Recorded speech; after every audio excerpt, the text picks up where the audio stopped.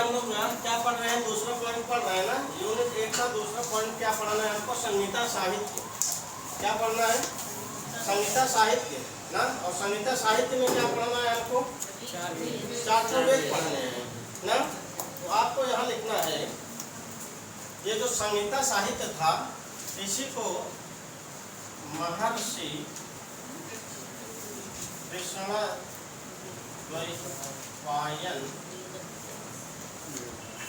वेदव्यास ने 4 भागों में संकलन किए हैं या लिखी की बातें हैं, संकलन किए हैं।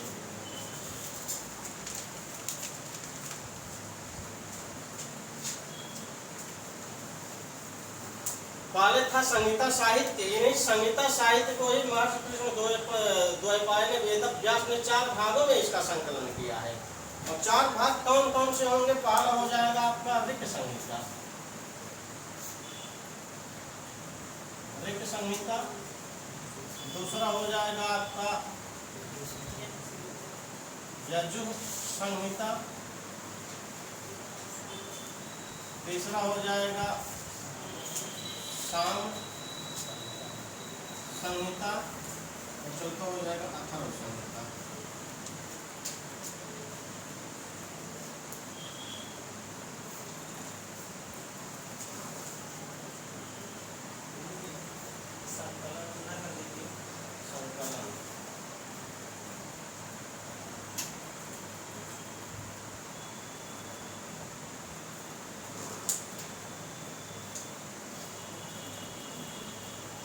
सिलेबस सबके पास रहना चाहिए, इसलिए कि सिलेबस से पता चलना चाहिए हम कितना पढ़ चुके हैं। 2 महीने एग्जाम है, कितना बचा है अभी, उस 2 महीने में हमको 10 यूनिट कवर करनी है।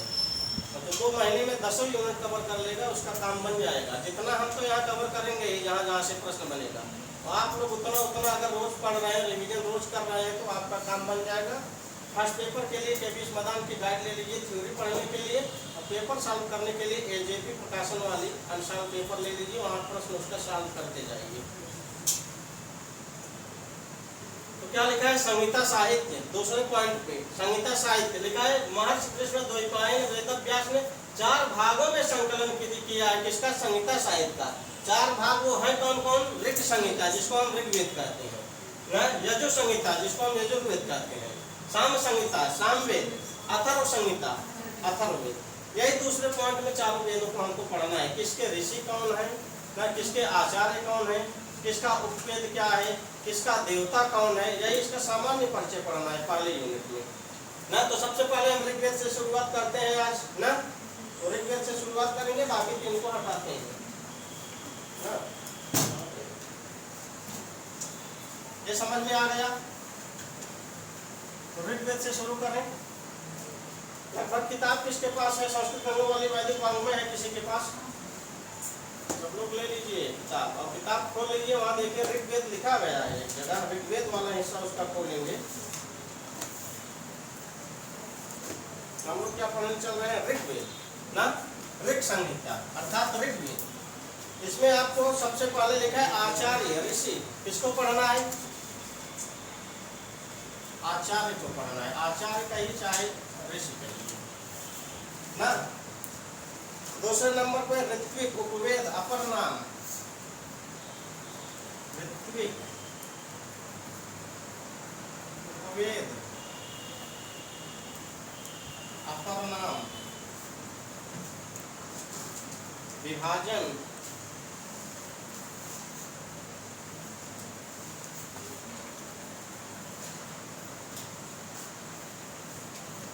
अष्टक मंगल अध्याय से मन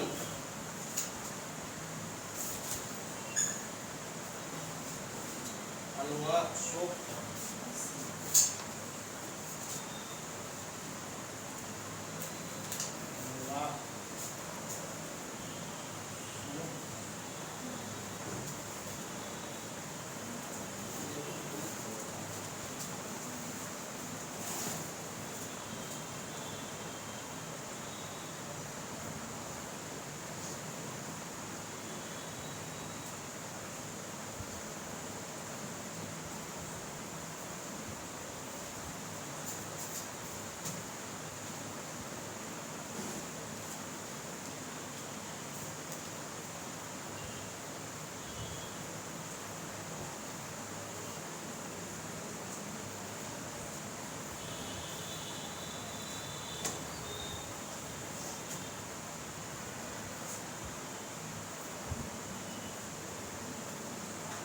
इतना पॉइंट सामान्य परिचय में आपका आएगा।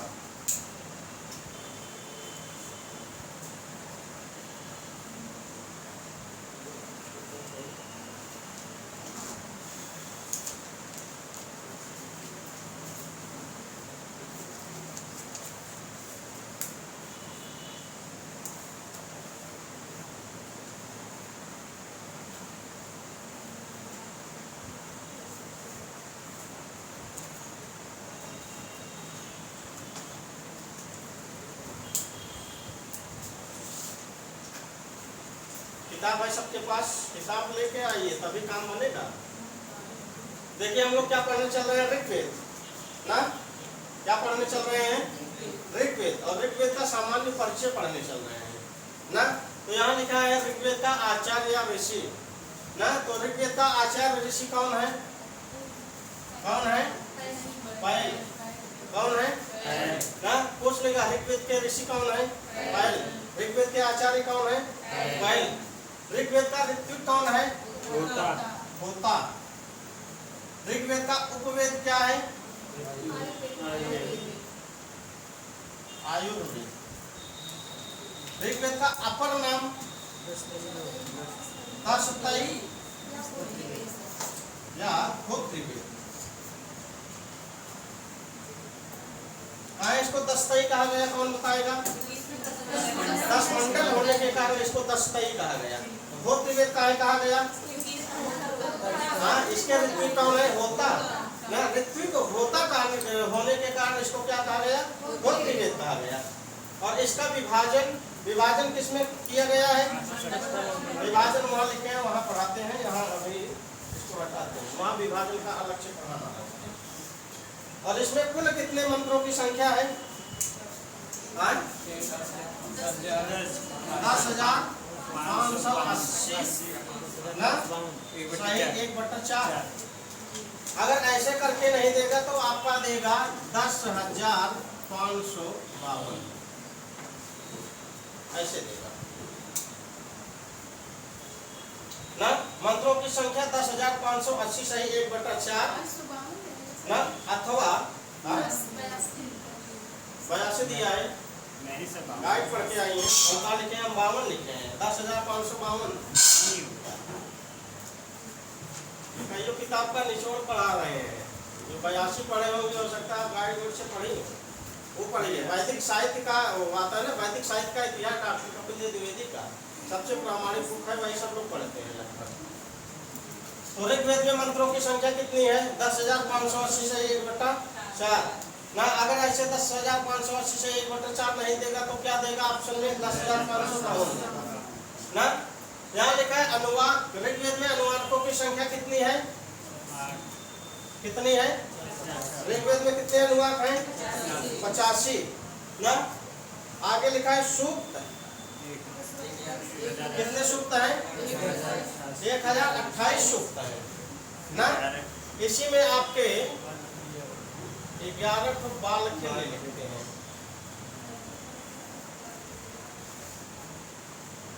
ना, 11 बाल खेल सूक्त है। तो 1017 + 11 बराबर यही है आपका। सब लोग देखेंगे 1017 सूक्त और 11 बालखेल सूक्त है। तो 1017 धन 11 कितना हो जाएगा, 1028। टोटल सूक्तों की संख्या कितनी है। अब आपका एग्जामिनर वहाँ प्रश्न कैसे पूछ रहा है, पूछ लेगा ऋग्वेद में सूक्तों की संख्या तो 117 भी दे सकता है और 128 भी दे सकता है ना। ऋग्वेद में बालखेल सूक्त कितने हैं, 11 सूक्त दिए गए हैं। और 1017 सूक्त 11 तो बालखेल सूक्तों को मिला करके ऋग्वेद में कुल सूक्तों की संख्या कितनी हो जाएगी, 1028 सूक्त हो जाएगा। और उत्पत्ति देवता, प्रमुख देवता, दोनों अलग अलग देवता है ना। ऋग्वेद के उत्पत्ति देवता है अग्नि, कौन है, अग्नि। और ऋग्वेद का प्रमुख देवता कौन है, इंद्र। ऋग्वेद का प्रमुख देवता कौन है, इंद्र है। और यहाँ लिखा है पदपाठकर्ता, पदपाठकर्ता कौन है इसके, साकल्य और रावण, 2 लोग हैं। ऋग्वेद का पदपाठकर्ता कौन है, साकल्य, और कौन है, रावण।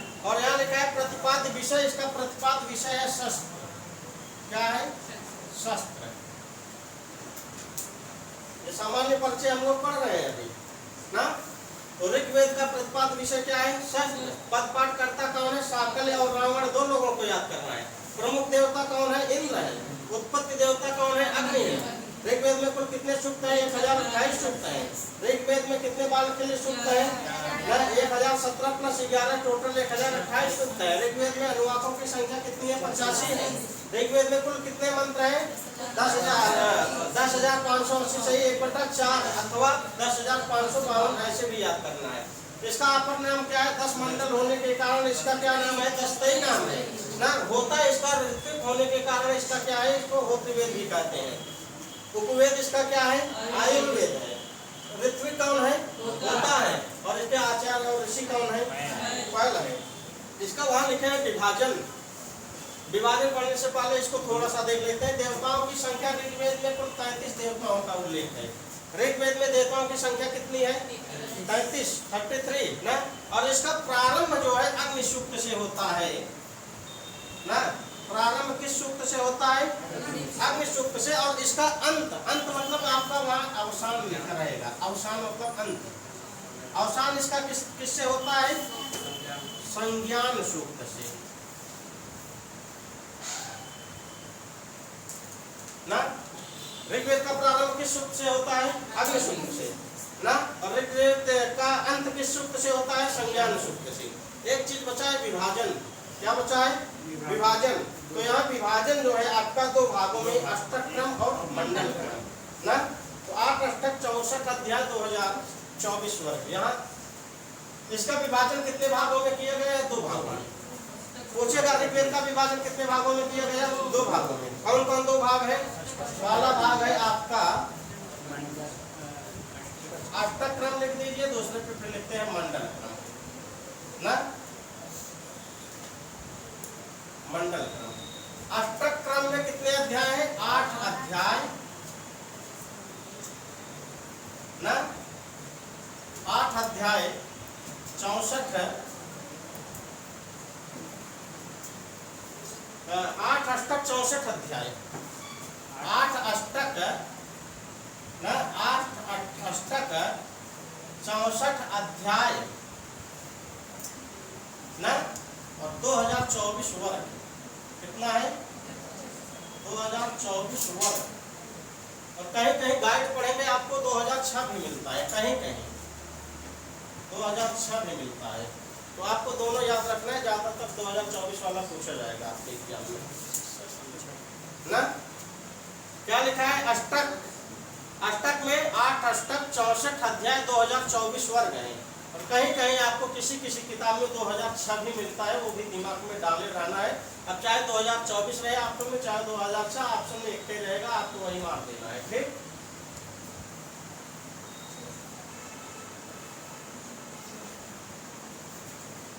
मंडल क्रम में चलें। सब लोग लिख लीजिए एक बार, तब आगे बढ़े। 8 अष्टक 64 अध्याय और 2024 वर्ग ना। 2024 नहीं देगा तो क्या किसी गाइड में आपको मिलता है 2006 वर्ग ना। मंडल क्रम ऋग्वेद में कितने मंडल हैं? तो यहाँ आपको लिखना है 10 मंडल ना। 10 मंडल 85 अनुवाक ना। और 1017 प्लस 11 बराबर 1028 सूक्त। कितने सूक्त है ना। और मंत्रों की संख्या आपकी कितनी हो जाएगी? 10,580 सही 1/4 अथवा 10,552 बन रहा है। सबको समझ में आना चाहिए। कल तक ये सब याद होना चाहिए। और अभी एग्जाम 2 महीने हैं। 2 महीने में आप कम से कम 20 बार पढ़ सकते हैं। 20 बार में नहीं, 3-4 बार में लगभग जो है 70 से 80% याद हो जाता है। तो ये ऋग्वेद का सामान्य परिचय चल रहा है। ऋग्वेद के ऋषि कौन है? लिख लीजिए, तब सब लोग पूछ बताइए।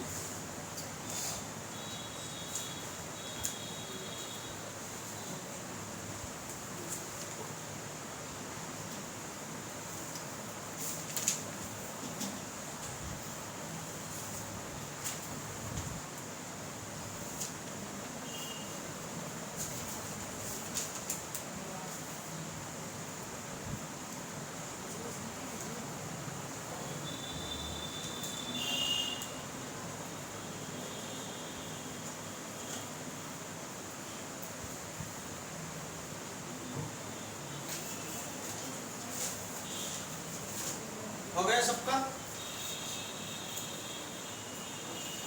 किसी को रटने की जरूरत नहीं, बार बार अभ्यास करेंगे अपने आप बनेगा।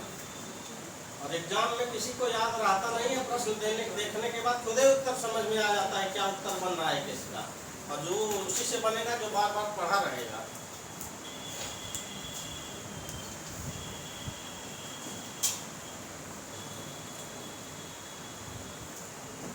थोड़ा हाथ बढ़ाइए आप लोग, नहीं तो मोबाइल में फोटो खींचिए, क्योंकि क्रैश कोर्स में ऐसे रुकेंगे तब तो क्रैश कोर्स चल नहीं पाएगा 2 महीने में।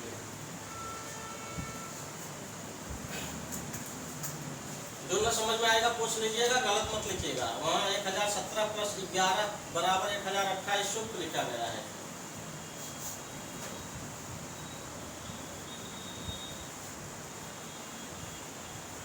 हो गया सबका? पीछे सोनाली नोट्स बन रही है। क्या लिखा है देखिए, हम लोग क्या पढ़ रहे हैं? संहिता साहित्य ना, फर्स्ट यूनिट का दूसरा पॉइंट पढ़ रहे हैं, संहिता साहित्य। संहिता साहित्य में क्या पढ़ना है? 4 वेद पढ़ना है, ऋग्वेद, यजुर्वेद, सामवेद, अथर्ववेद। पहला वेद जो ऋग्वेद है उसका सामान्य परिचय लिखा है। ऋग्वेद के आचार्य कौन है ना? ऋग्वेद के ऋषि कौन है? यहाँ ऋषि आचार्य एक ही है। अभी और वेद पढ़ेंगे उसमें आचार्य अलग हो जाएंगे, देवता ये सब अलग हो जाएंगे, ऋषि अलग हो जाएंगे, देवता अलग हो जाएगा ना। लेकिन ऋग्वेद का इसका यही आचार्य है ऋषि। ऋग्वेद के आचार्य ऋषि दोनों क्या है? पहले है। ऋग्वेद का ऋत्विक कौन है? होता। ऋग्वेद का उपवेद क्या है? आयुर्वेद। ऋग्वेद का अपर नाम क्या है? दशदई और भोगवेद ना। ऋग्वेद में कुल कितने मंत्र हैं? 10,000 अथवा 10,552। ऋग्वेद में कितने अनुवाक हैं? 85। ऋग्वेद की सूक्तों की संख्या कितनी है? 1017 सूक्त प्लस 11 बावन सूक्त, टोटल 1028 ना। ऋग्वेद का उत्पत्ति देवता कौन है? अग्नि देवता। ऋग्वेद का प्रमुख देवता कौन है? यह प्रमुख देवता से आपका इंद्र है। ये सब प्रश्न बन चुके हैं ना। ऋग्वेद का प्रमुख देवता कौन है? इंद्र। ऋग्वेद में देवताओं की संख्या कितनी है? 33 है ना। ऋग्वेद का पद पाठकर्ता कौन है? रावण है। ऋग्वेद का प्रतिपाद्य विषय क्या है?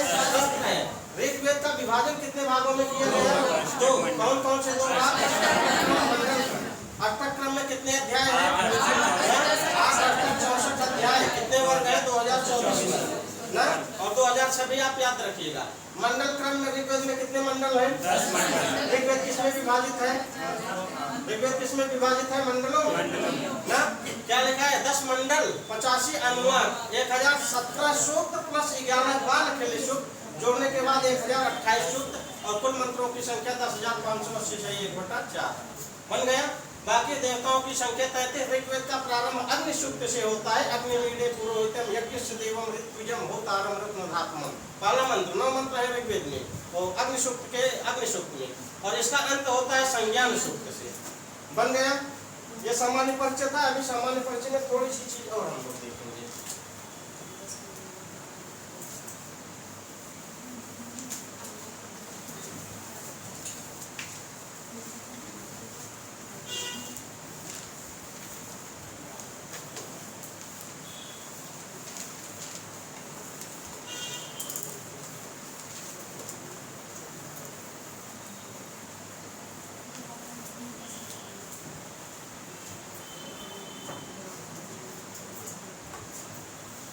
कल हम लोग वेद शब्द का पढ़ लिए थे। अपर नामना, ये श्रुत, निगम, आगम, त्रयी, छंदस, आमना, स्वाध्याय। इसमें आपको एक चीज पढ़ना है जो इम्पोर्टेंट है। ऋग्वेद की शाखाएं, ऋग्वेद की 21 शाखाएं हैं ना। ऋग्वेद की कितनी शाखाएं? 21। वही लिख लीजिए। वहाँ संस्कृत में लिखा है 1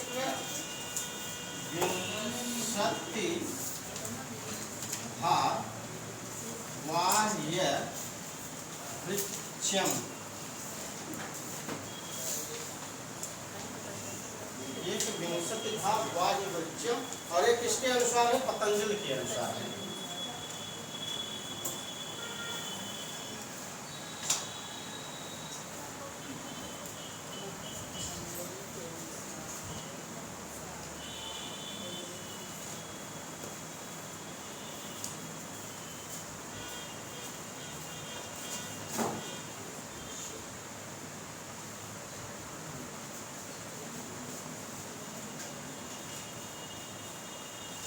पूछ लेगा महर्षि पतंजलि के अनुसार ऋग्वेद की कितनी शाखाएं हैं? 21 शाखाएं। ना एक विंशतिधा वाह्यवृक्षम, ना पूछ लेगा एक विंशतिधा वाह्यवृक्षम किस वेद से संबंधित है? ऋग्वेद से। ना ये एक विंशतिधा वाह्यवृक्षम किसके द्वारा कहा गया? पतंजलि के द्वारा। ना किस वेद पे कहा गया? ऋग्वेद पे। ऋग्वेद की कितनी शाखाएं महर्षि पतंजलि के अनुसार? 21। प्रश्न घुमा घुमा के पूछेगा, बनेगा सबसे ना महर्षि पतंजलि के अनुसार ऋग्वेद की 21 शाखाएं, या ऋग्वेद की 21 शाखाएं किसके अनुसार है? महर्षि पतंजलि के अनुसार है। एक विंशतिधा वाह्यवृक्षम ऐसे लाइन दे देगा और ऑप्शन में लिख देगा ऋग्वेद, यजुर्वेद, सामवेद, अथर्ववेद। कौन सा सही होगा? ऋग्वेद। एक विंशतिधा वाह्यवृक्षम बन गया सबसे।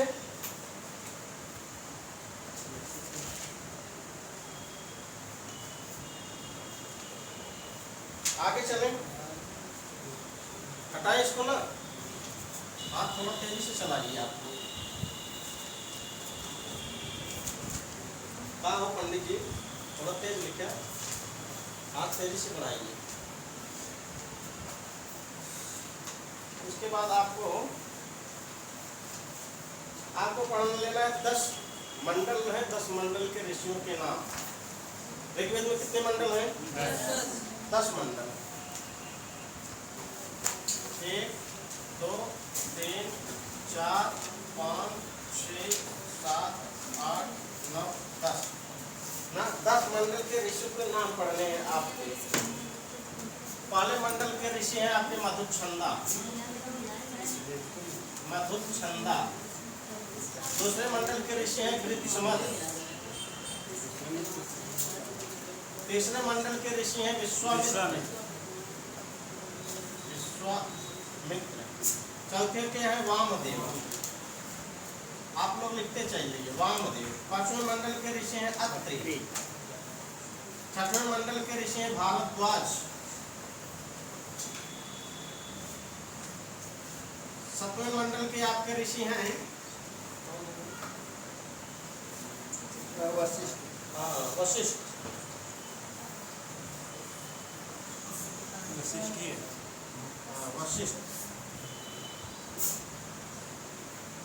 आठवें मंडल के ऋषि कौन है?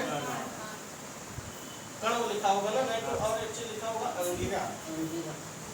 कण्व, और ऐसे ऑप्शन में करके लिख लीजिए अंगिरा। नावे का पौमान या सोम मिलेगा आपका, पौमान अथवा सोम। वशिष्ठ। ठीक।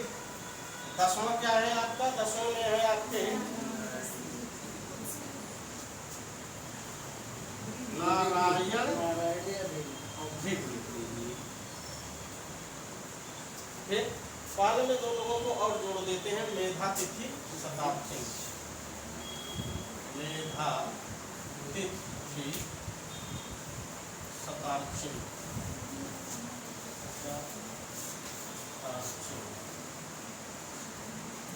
ये तीनों अलग अलग हैं, एक टाइम मत समझ लीजिएगा हम यहाँ ये आप लिख कर दिए हैं। तीनों अलग अलग ऋषि हैं ना।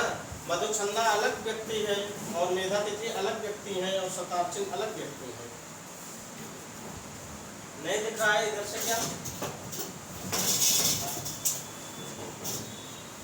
ऋग्वेद में 10 मंडल हैं। 10 मंडलों के ऋषियों के नाम। पहले मंडल के मधुच्छंदा, दूसरे के गृत्समद, तीसरे के विश्वामित्र, चौथे के वामदेव, पांचवां के अत्रि, छठवां भारद्वाज, सातवां वशिष्ठ, आठवां कण्व या अंगिरा, नौवां पौमान या सोम, 10वां नारायण या दिग। और ये याद रहेगा अभी तो आपको सूक्तों से पूछा जाएगा फला सूक्त का ऋषि कौन है, इसी से काम बनने वाला है आपका। पहला आपके सिलेबस में अग्नि सूक्त पूछ लेगा, अग्नि सूक्त का ऋषि कौन है? मधुच्छंदा। हो गया सबका?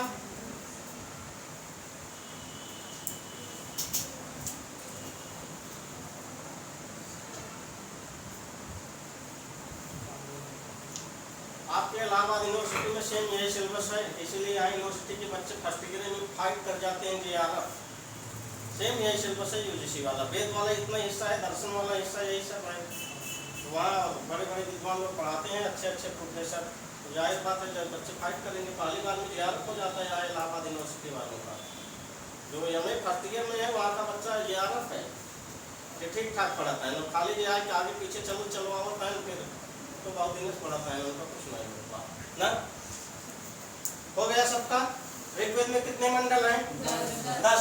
10 मंडल के ऋषियों के नाम। प्रथम मंडल के ऋषि मधुसूदन, दूसरे मंडल के तीसरे के विश्वामित्र, चौथे के पांचवें के छठवें के भारद्वाज। आपके गुरु जी क्यों बताओ रहे हैं? क्या बताओ रहे हैं? कहाँ भारद्वाज आश्रम में गए, जोड़ी जोड़ा गए हमसे, हम गए हमारे गर्लफ्रेंडवा गए, इसे बताओ रहे हैं। कहा दोनों जने का 3 रुपया हमारा लाख, 3 रुपया उनका लाख, 3 दूनी 6 रुपये थे। भारद्वाज आश्रम घूमर आ गए। छठवें नंबर के बाद भारद्वाज। छठवें मंडल का ऋषि कौन हो गया? ना भारद्वाज ना। और 7वें मंडल का ऋषि कौन है? वशिष्ठ। 8वें का कौन गया? अंगिरा ना। 9वें का कौन गया? 10वें का। अब आपको कुछ बोलना नहीं है, केवल बताना है।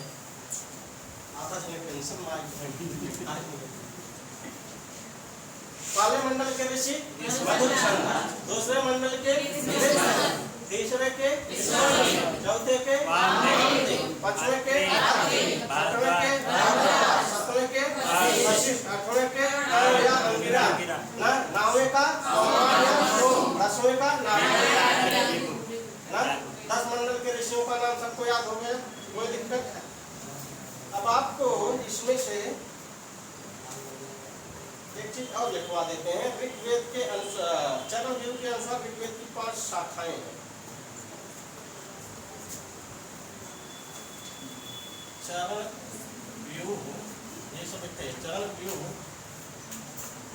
के अनुसार ऋग्वेद की 5 शाखाएं।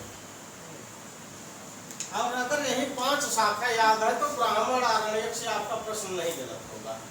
जो एक पॉइंट यहाँ ब्राह्मण और आरण्यक पढ़ना था, वहां से प्रश्न नहीं गलत होगा अगर ये ऋग्वेद की ये 5 शाखाएं याद है तो। लिखा है साकल, वास्कल, आश्वायन, संखायन, मांडुकायन। क्या लिखा है? साकल, वास्कल, साकल, दूसरा है आपका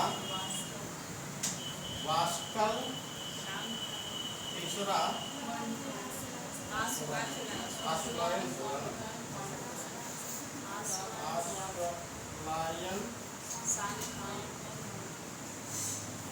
संखायन, मांडुकायन। चौथा 5वां।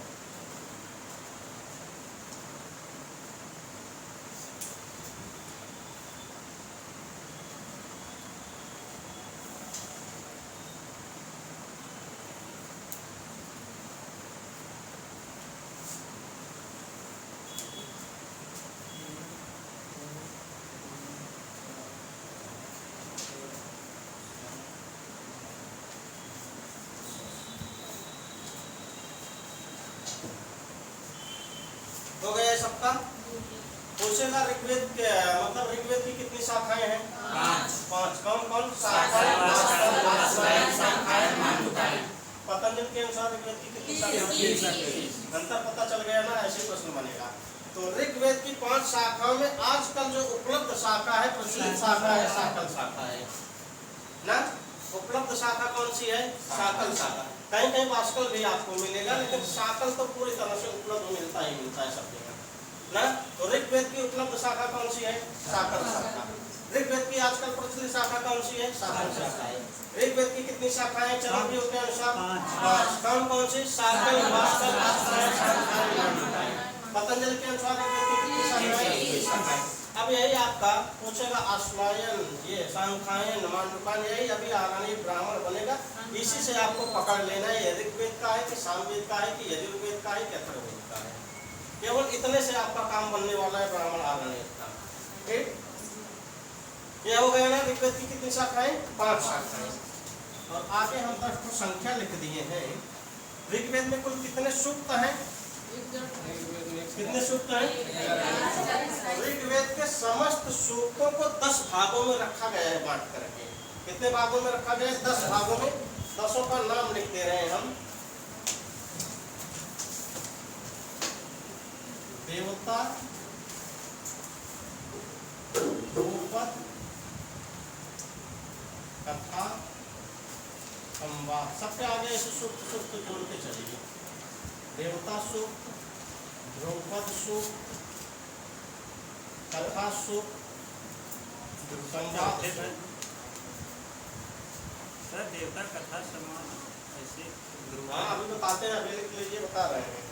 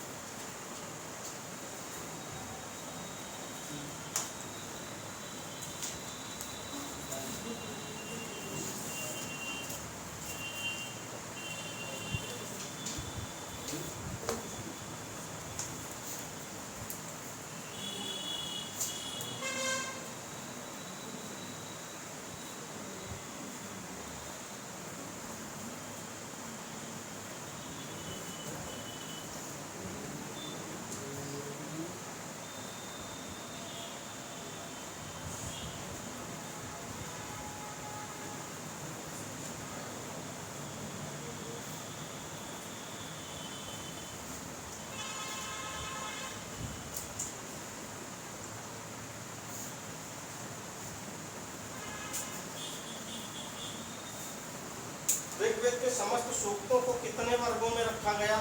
10 वर्गों में। 10 वर्ग में देवता सूक्त, ध्रुपद सूक्त, कथा सूक्त, संवाद सूक्त, दान स्तुति सूक्त, तत्वज्ञ सूक्त, संस्कार सूक्त, मांत्रिक सूक्त, लौकिक सूक्त, आपरी सूक्त।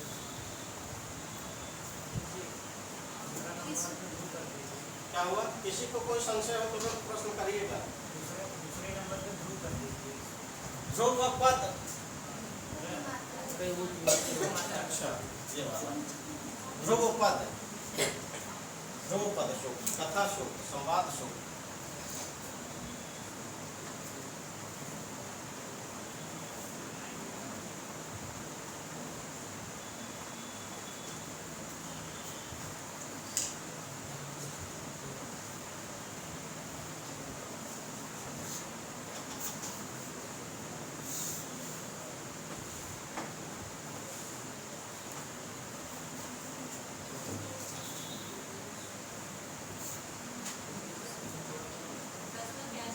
दसवां आपरी सूक्त है, आपरी सूक्त।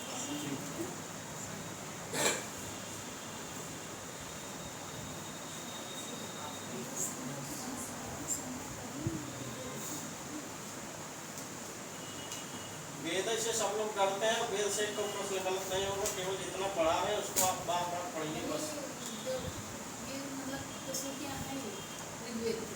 ऋग्वेद के जो 1028 सूक्त हैं, उन्हें 1028 सूक्तों को 10 भागों में बांट बांट करके रखा गया है। जैसे आपके सिलेबस में संवाद सूक्त है ना, संवाद सूक्तों का अलग एक हिस्सा बना दिए हैं। इसके ऊपर हेडिंग क्या डालें? उसके ऊपर हेडिंग डालिए, ऋग्वेद के समस्त सूक्तों को 10 वर्गों में रखा गया है। हेडिंग डाल दीजिए, ऋग्वेद के समस्त सूक्तों को 10 वर्गों में रखा गया है। आपरी सूक्त प्रश्न पूछ लिया जाएगा, ऋग्वेद में कुल कितने सूक्त हैं? 1028 सूक्त, लेकिन 1028 सूक्तों को कितने वर्गों में रखा गया है? 10 वर्गों में रखा गया है ना। बाकी संवाद सूक्त आपके सिलेबस में आपको यहाँ से पता चल गया होगा। संवाद सूक्त अलग सूक्त है, ये ऋग्वेद के सूक्त हैं ना। कौन कौन से संवाद सूक्त हमको पढ़ना है? उर्वशी संवाद सूक्त, यमी संवाद सूक्त ना, विश्वामित्र संवाद सूक्त, ब्रह्मपणिक संवाद सूक्त। तो ये हो गया। ये देखिए, यहाँ से प्रश्न ऐसे भी बन सकता है। एक बार प्रश्न बना था, शायद ये वाला बना था कि 10वां वाला बना था, आपरे सूक्त या दान स्तुति सूक्त किस वेद से है? प्रश्न ऐसे बनेगा, दान स्तुति सूक्त किस वेद से संबंधित है? किस वेद से है? ऋग्वेद से। आपरे सूक्त किस वेद से संबंधित है? लौकिक सूक्त किस वेद से संबंधित है? मांत्रिक, संस्कार, तत्व, ये सब वेद सूक्त किस वेद से संबंधित है? ऋग्वेद से संबंधित है। प्रश्न का तरीका यही रहेगा ना। अपरे सूक्त किस वेद से संबंधित है? लौकिक सूक्त किस वेद से संबंधित है? इसमें लोगों के कल्याण की बात कही जाए वो लौकिक सूक्त है ना। आगे आपका आ जाएगा एक ऋग्वेद के कुछ दार्शनिक सूक्त हैं, उसको भी आप लोग लिख लीजिए। दार्शनिक सूक्त यहाँ ऐसे हेडिंग एक तो डाल दीजिए, दार्शनिक सूक्त। दार्शनिक सूक्त कभी कभी पूछ लिया जाता है, दार्शनिक सूक्त कौन कौन से हैं आपके। तो दार्शनिक सूक्त में आपके आ जाएंगे आपके पुरुष सूक्त, हिरण्यगर्भ सूक्त, वाक् सूक्त, नासदी सूक्त। पुरुष सूक्त, पुरुष सूक्त 1090 है ना। इसके बाद आपका है हिरण्यगर्भ सूक्त, हिरण्यगर्भ सूक्त ये है आपका 10-121। इसके बाद है आपका वाक् सूक्त 10-125। वाक् सूक्त 10-125। इसके बाद है नासदीय सूक्त 10-125।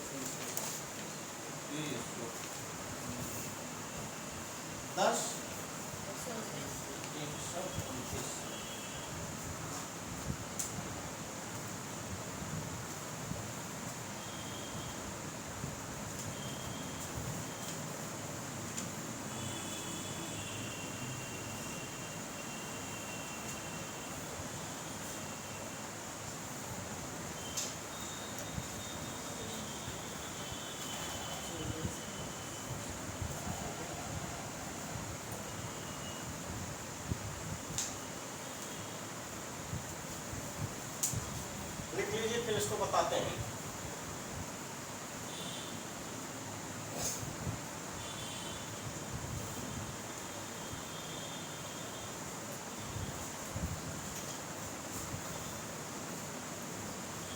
ये सब पूछेगा ऋग्वेद के दार्शनिक सूक्त कौन है कौन नहीं है, ऐसा प्रश्न बनेगा तो पुरुष सूक्त, हिरण्यगर्भ सूक्त, वाक् सूक्त, नासदी सूक्त ये सब दार्शनिक सूक्त है। और यहाँ पुरुष सूक्त, हिरण्यगर्भ सूक्त और नासदी सूक्त इन तीन को बोला करके लिख दिए सृष्टि उत्पत्ति सूक्त। इसमें सृष्टि की उत्पत्ति बताई गई है। पूछेगा सृष्टि उत्पत्ति सूक्त कौन कौन से है, पुरुष सूक्त में भी सृष्टि की उत्पत्ति बताई गई है। वहाँ लाइन पढ़ेंगे समझ में आएगा ना।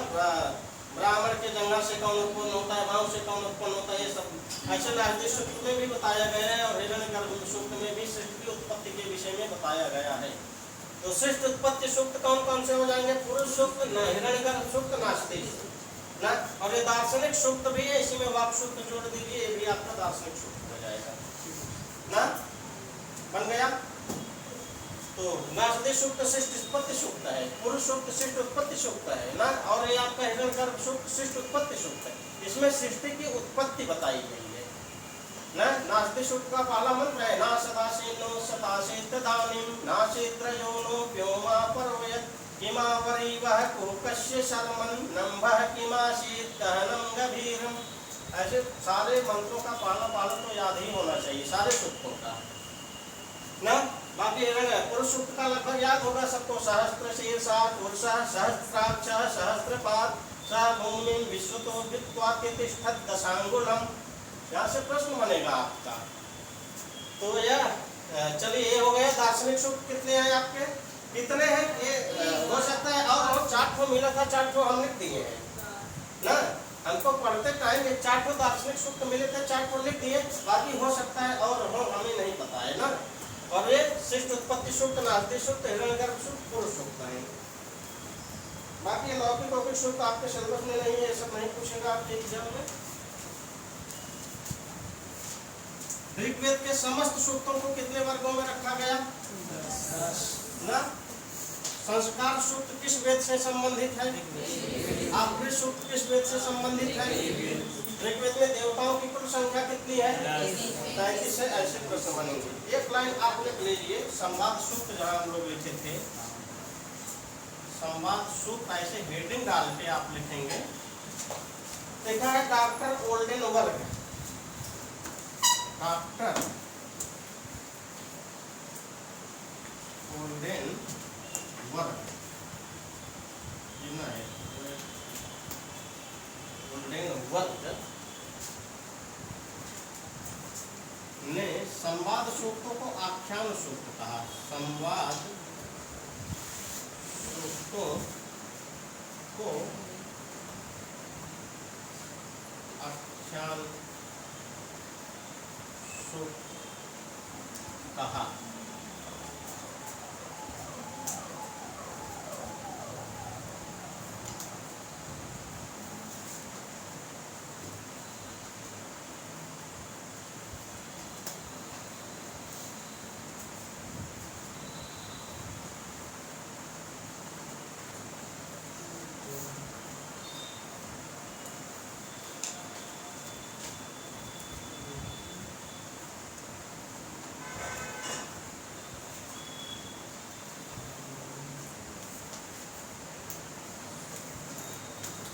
लिखा है ऋग्वेद, यहाँ संवाद सूक्त डॉक्टर ओल्डेन वर्ग ने संवाद सूक्तों को आख्यान सूक्त कहा। और ऋग्वेद में संवाद सूक्तों की संख्या कितनी है? 20। और हमारे सिलेबस में कितने संवाद सूक्त हैं? 4। इन 20 संवाद सूक्तों में से 4 हमारे सिलेबस में है। यमी, शर्मापणी, विश्वामित्र नदी, चारों को हम लोग डिटेल में पढ़ेंगे। तो ये बन गया। सबसे पूछ लेगा ऋग्वेद में संवाद सूक्तों की संख्या कितनी है? 20 है। आपके सिलेबस में संवाद सूक्त कितने दिए गए हैं? 4। कौन कौन सा?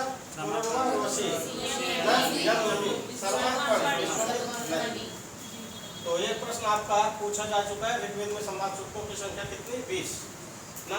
डॉक्टर ओल्डेन वर्ग ने संवाद सूक्तों को क्या कहा? आख्यान सूक्त कहा।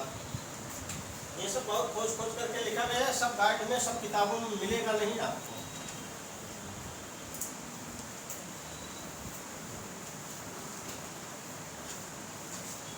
अब आपको इसमें से पढ़ लेना है। ऋग्वेद में 24 तो ऋषिकाएं हैं। ऋषिकाओं से कभी कभार हो सकता है प्रश्न पूछ ले।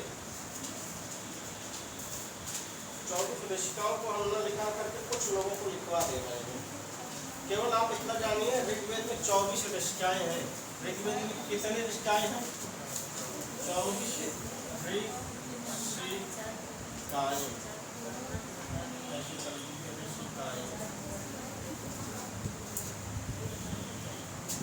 ऋग्वेद में 24 ऋषिकाएं हैं।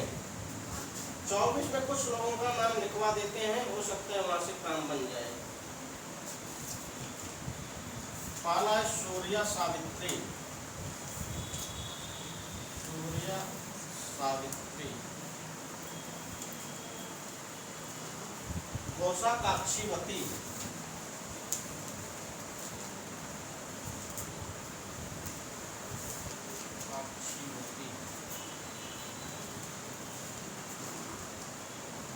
शिकता निवावरी।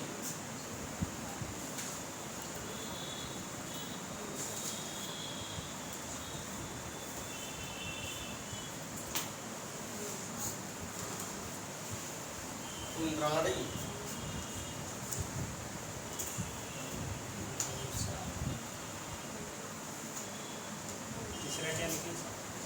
शिकता निवावरी, ये वह है। शिकता निवावरी, इंद्राणी। बाकी यमी वमी है, ये पुरुरवा, उर्वशी, उर्वशी है, ये सब ही ऋषिकाएं हैं ऋग्वेद से। तो ये सब जान रहे हैं ऋग्वेद से है, तो इसको लिखने की जरूरत नहीं है। आदित्य, यहाँ लिखिए आदित्य। आदित्य। वाक अंजनी, वाक अंभृणी। वाक अंजनी। इंपॉर्टेंट लिखवा रहे हैं, बाकी नहीं। शर्मा देवसुनी। शर्मा वर्मा सब तो जान ही रहे हैं, ऋग्वेद से संबंधित है। शर्मा पढ़ी मेरे आपको संवाद सूक्ति पढ़ना है, वो सब छोड़ दीजिए। पैलोमी सची। पैलोमी सची।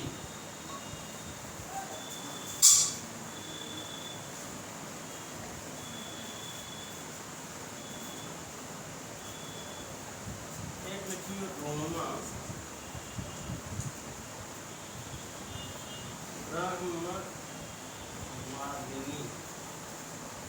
इतने लोगों को लिख लीजिए, बाकी लिखने की बहुत ज़्यादा जरूरत नहीं है। 24 ऋषिकाओं का नाम एक बार हम मौशिक बोल दे रहे हैं, जिसको लिखना होगा वीडियो देख के लिख देगा।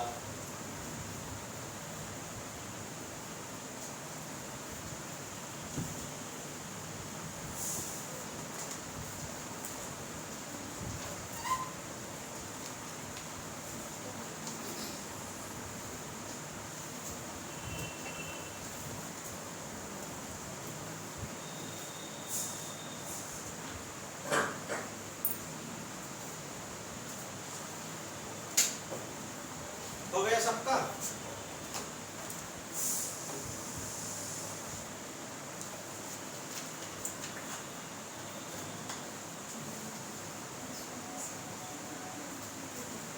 ये तो कुछ इम्पोर्टेंट है। पूछेगा ऋग्वेद में कितने निष्ठाएं हैं? पूछ लेगा शिखता निवावरी किस वेद से संबंधित है ना? ये इंद्राणी किस वेद से संबंधित है ना? पैलोमी शची किस वेद से संबंधित है ना? आदित्य किस वेद से संबंधित है? सूर्य सावित्री किस वेद से संबंधित है? ऐसे प्रश्न बनेगा। तो ऋग्वेद में 24 निष्ठाएं हैं। 24 का नाम हम उनसे बोल दे रहे हैं। सूर्य सावित्री, घोषा काक्षीवती, शिखता निवावरी, इंद्राणी, यमी वैवस्वती, दक्षिणा प्राजापत्या, अदिति वाक अमृणी, अपाला आत्रेयी, विश्ववारा आत्रेयी, अगस्त्यश्वसा, जुहु ब्रह्मजाया, उर्वशी, शर्मा देवसुनी, शिखंडिन्यौ अप्सरसौ, पैलोमी शची, देवजानय, श्रद्धा कामायनी, नदी, सर्परागी, गोधा, सरस्वती, अंगरसी, वशुक्र पत्नी, रोमसा, ब्रह्मवादिनी। ये 24 निष्ठाएं थी ऋग्वेद की। ऋग्वेद में देवताओं की संख्या कितनी है? 33 है। अब इसके बाद ब्राह्मण आरण्यक एक तो टॉपिक है। ब्राह्मण आरण्यक हम लोग जब वो वाला टॉपिक आएगा तब पढ़ेंगे। इसके बाद हम लोग पढ़ेंगे जहाँ से हर बार एक प्रश्न आउट रहता है। हर बार, केवल नेट में ही नहीं, जहाँ जहाँ वेद है सिलेबस में एक प्रश्न वहाँ से आउट है, उसको हम पढ़ाने चल रहे हैं आप लोगों को। इसके पहले एक चीज और पढ़ लीजिए। सर्वप्रथम ऋग्वेद का संपादन प्रारंभ किया। एक पॉइंट लिखिए, सर्वप्रथम ऋग्वेद का संपादन प्रारंभ किया। तो यहाँ ऑप्शन में है आपका फ्रीडरिश रोजन। क्या है? फ्रीडरिश रोजन।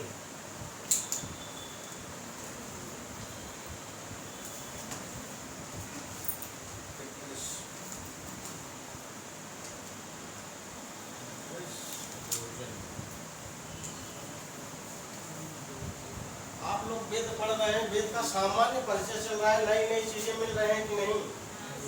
नई नहीं मिल रही। अब आपको पता चल रहा होगा प्रश्न कैसे गलत होता है वेद से। तो पढ़े ही नहीं है तो स्वाभाविक बात है गलत होगा ही ना।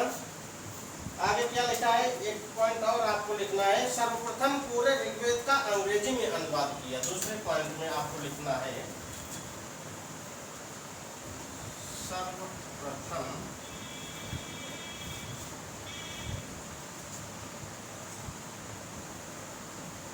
पूरे ऋग्वेद का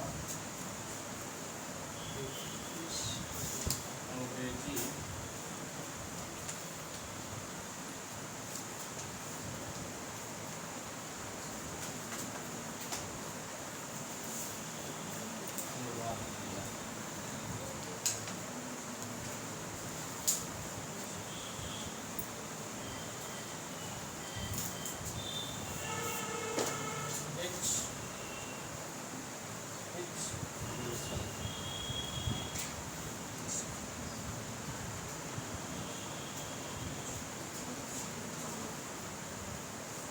एक चीज और लिखना है आपका,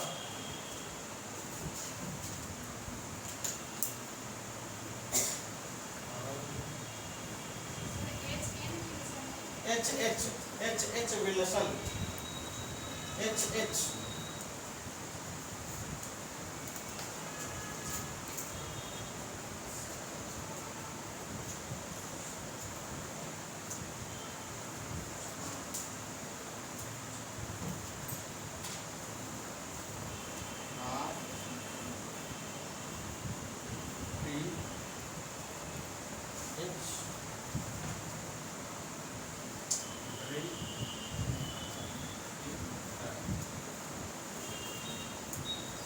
कितना इम्पोर्टेंट था। RTH, ये है आपका R, ये है आपका T, ये है आपका H। RTH Griffith.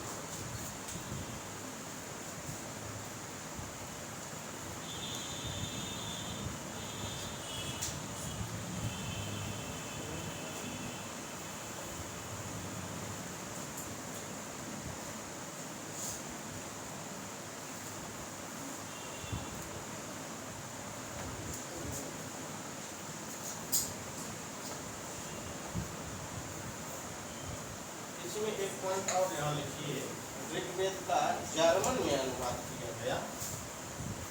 यहाँ एक पॉइंट एक पढ़ा है, ठीक, ऋग्वेद का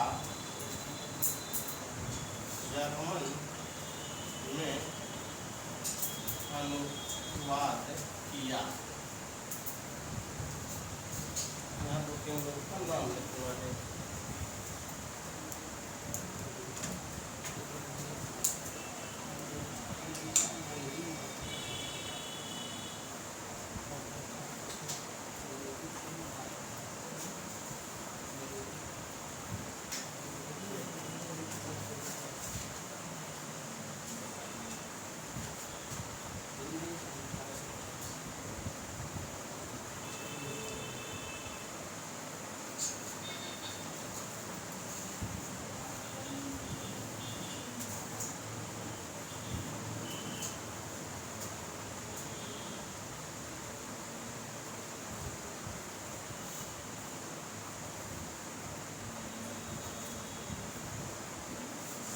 तीनों लोगों का नाम लिख लीजिए।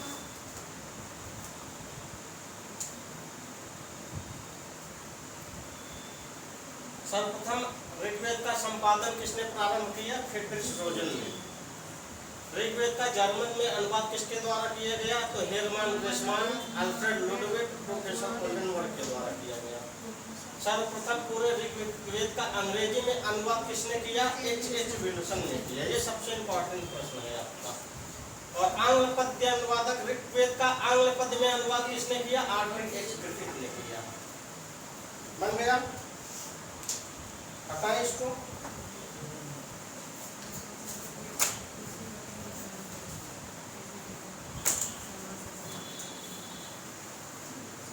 केवल हम लिखवा रहे हैं, पढ़वा रहे हैं, बाकी आपको जाकर खुद से पढ़ना होगा, तभी काम बनेगा। मैथ पढ़ रहा, अंग्रेजी चलने वाले पढ़ा, अंग्रेजी करने वाले अनुवाद का नाम मार दिया कि जर्मन वाले की। हटा दें इसको।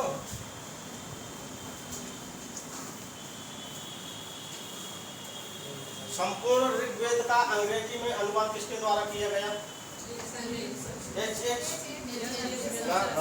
और आंग्ल पद्य अनुवादक कौन था? ऋग्वेद का सबसे पहले संपादन किसके द्वारा प्रारंभ किया गया? के द्वारा। ऋग्वेद का जर्मन में अनुवाद किसके किसके द्वारा किया गया?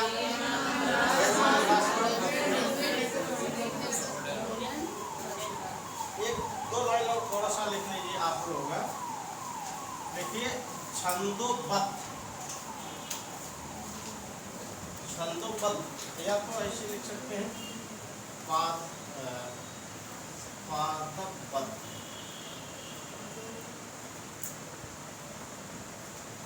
मंत्रों का संकलन, मंत्रों का संकलन किसमें है? ऋग्वेद में है।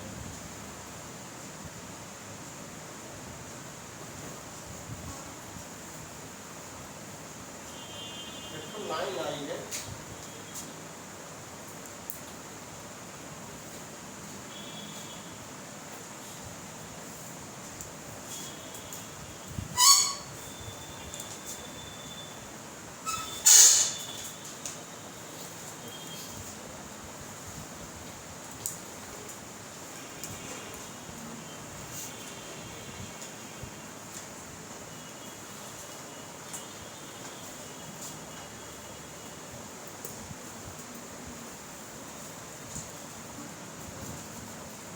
प्रेषामृत यत्रार्थ वचन पातक व्यवस्था पूछेगा किस वेद से संबंधित है? ऋग्वेद से संबंधित है। न छंदोबद्ध या पादबद्ध मंत्रों का संकलन किस वेद में किया गया है? ऋग्वेद में किया गया है।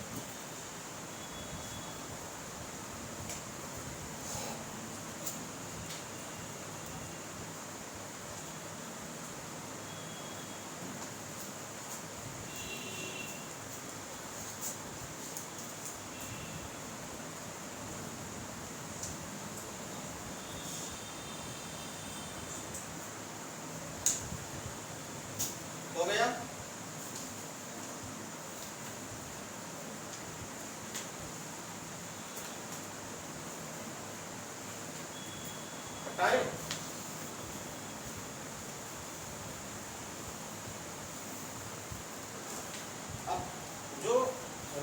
सामान्य परिचय में एक से पढ़ाने चल रहे हैं, यहाँ से हर बार एक प्रश्न पूछा गया है और पूछा भी जाएगा। 1 2 3 4 5 6 7 8 आपको लिखना है ऐसे। हम आपको बताने चल रहे हैं ऋग्वेदीय भाष्यकार। क्या बताने चल रहे हैं? ऋग्वेदीय भाष्यकार है, हेडिंग डाल लीजिए ऋग्वेदीय भाष्यकार, मतलब ऋग्वेद में किसके द्वारा भाष्य लिखा गया है। हर बार प्रश्न पूछा जाता है, चाहे आप जीआईसी प्रवक्ता देंगे। यहाँ इस 8 लाइन में से 8 लाइन में 8 वर्ण लिखे जाएंगे, 8 शब्द लिखे जाएंगे। 8 शब्दों से एक प्रश्न आपका आउट है, चाहे आप जीआईसी प्रवक्ता दीजिए, चाहे आप यूजीसी नेट दीजिए, चाहे आप कहीं अदर स्टेट का पीजीटी दे दीजिए, चाहे असिस्टेंट प्रोफेसर दीजिए। यहाँ से एक प्रश्न आपका 8 शब्दों से आउट है, हर बार पूछा गया है, हर बार पूछा जाएगा। तो लिखा है पहले लाइन पे लिखेंगे हम स्कंद स्वामी। क्या लिखेंगे? स्कंद स्वामी लिख लेंगे। तो अभी प्रश्न कैसे बनेगा फिर बताते हैं। स्कंद स्वामी यहाँ लिख लीजिए आपके ऋग्वेद के प्रथम भाष्यकार, ऋग्वेद के प्रथम भाष्यकार। इस बार यूजीसी कौन कौन देके आए था? अभी जो एग्जाम देता है यही गद्य बना के पूछा था, ऐसे गद्य लिख दिया था ऋग्वेद के प्रथम भाष्यकार कौन है, यही पूछा था। उसका उत्तर होता आपका स्कंद स्वामी ना। दूसरे नंबर पे लिखिए नारायण। नारायण। तीसरे नंबर पे है उद्गीत। उद्गीत लिखा है माधव भट्ट।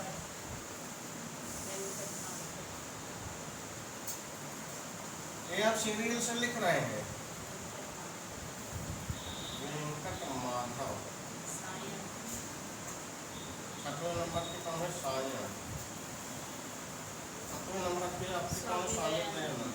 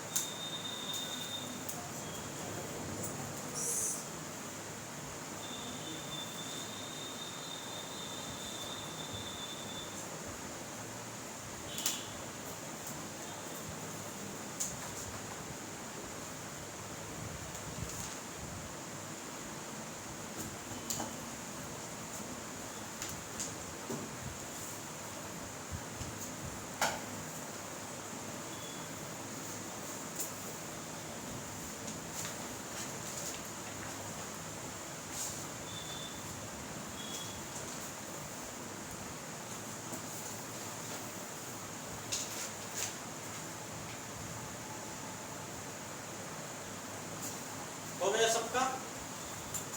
पहले नंबर पे कौन है? स्कंद स्वामी। दूसरे नंबर पर नारायण। तीसरे नंबर पर उद्गीत। चौथे पे माधव भट्ट। पांचवें पे वेंकट माधव। छठवें पे सायन और सातवें पे स्वामी दयानंद सरस्वती। ये इनकी रचना है, पूछ लिया जाता है कभी कभी। सत्यार्थ प्रकाश किसकी है? स्वामी दयानंद सरस्वती की। और 8वें नंबर पे कौन है? ये सीरियल से लिखे हैं। आपका प्रश्न कैसे बनेगा? ऋग्वेद का प्राचीन भाष्यकार कौन है? और ऋग्वेद का अर्वाचीन भाष्यकार कौन है ना। अगर इधर से जाएंगे अर्वाचीन पूछेगा और इधर से जाएंगे प्राचीन ना। अगर पूछ लिया ऋग्वेद के प्राचीन भाष्यकार कौन है, ये स्कंद स्वामी न दिया ऑप्शन में तो कौन सही हो जाएंगे? और ये भी नहीं दिया तो कौन हो जाएंगे? ये हो जाएंगे। भी नहीं दिया तो क्या हो जाएंगे? और अगर अर्वाचीन पूछ लिया तो ये हो जाएंगे 7 को लेकर। और इनको नहीं दिया तो किसको मानेंगे? स्वामी दयानंद सरस्वती। इनको भी नहीं दिया किसको मानेंगे? सायन को मानेंगे। तो अर्वाचीन पूछेगा इधर से जाएंगे, प्राचीन पूछेगा उधर से जाएंगे। तो आजकल कोट मिलाने के लिए दे रहा है, 2 प्रश्न पूछेगा। 2 प्रश्न पूछेगा तो इसी में से कोट बना देगा। 8 शब्द लिखे गए हैं, 8 शब्दों में कोट बहुत आराम से बन जाएगा ना।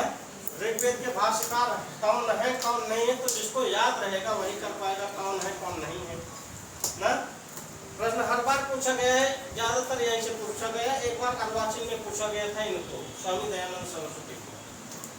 ऋग्वेद के प्राचीन भाष्यकार कौन है? स्कंद स्वामी ना। और ऋग्वेद के अर्वाचीन भाष्यकार कौन है? और 8 लोगों को सीरियल से याद करिए। पहले पे कौन है? स्कंद स्वामी, फिर नारायण, फिर उदगीर, फिर माधव, फिर वेंकट माधव, फिर सायण, फिर स्वामी दयानंद सरस्वती, फिर सीरियल से सबको याद हो जाएगा। पहले नंबर पे स्कंद स्वामी, दूसरे नंबर पे नारायण, फिर उदगीर, फिर माधव, फिर वेंकट माधव, फिर सायण, फिर स्वामी दयानंद सरस्वती, फिर चाहे अर्वाचीन पूछे चाहे प्राचीन पूछे, प्रश्न नहीं गलत होगा ना किसी से। यहाँ से एक प्रश्न आउट है, इस बार भी आएगा, तो लगभग ये हो गया आपका। ये था आपका ऋग्वेद का सामान्य परिचय। और सामान्य परिचय में ही आपके आएंगे 2 पॉइंट आपका जो है ब्राह्मण और आरण्यक। यूनिट 1 में दिया है ब्राह्मण और आरण्यक ना। तो ब्राह्मण ग्रंथ भी यही हम लोग पढ़ लेते हैं ऋग्वेद का। जब यजुर्वेद पढ़ेंगे तो यजुर्वेद का ब्राह्मण पढ़ लेंगे, सामवेद पढ़ेंगे तो सामवेद का आरण्यक ब्राह्मण पढ़ लेंगे ना। तो वो वाला पॉइंट यही हम लोग समाप्त करते चलते हैं। अब ऋग्वेद के ब्राह्मण पढ़ लेते हैं, ऋग्वेद के आरण्यक ग्रंथ पढ़ लेते हैं, यही सब आपकी क्लास आपको पूरी हो जाएगी। समझ में आ रहा है सबको ना। अब जो ब्राह्मण आरण्यक पढ़ने चले, एक तो टॉपिक दे दिए, इसलिए बहुत इंपॉर्टेंट है, वहां से प्रश्न बनेगा ही बनेगा। चाहे ऋग्वेद के ब्राह्मण से बने, चाहे सामवेद के ब्राह्मण से बने, चाहे अथर्ववेद के ब्राह्मण से बने, चाहे यजुर्वेद के ब्राह्मण से बने, ब्राह्मण और आरण्यक से प्रश्न बनेगा ही बनेगा। ठीक, चलिए लिख लेते हैं हम लोग ब्राह्मण और आरण्यक। तो सबसे पहले हम लोग क्या पढ़ते हैं? ब्राह्मण।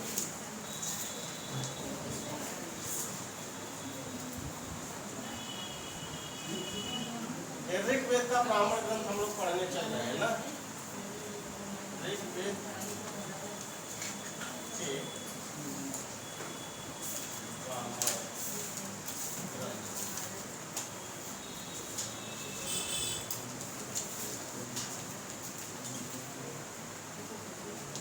आपको वहाँ एक चीज नहीं बताई, जब 10 मंडल आपको बताए,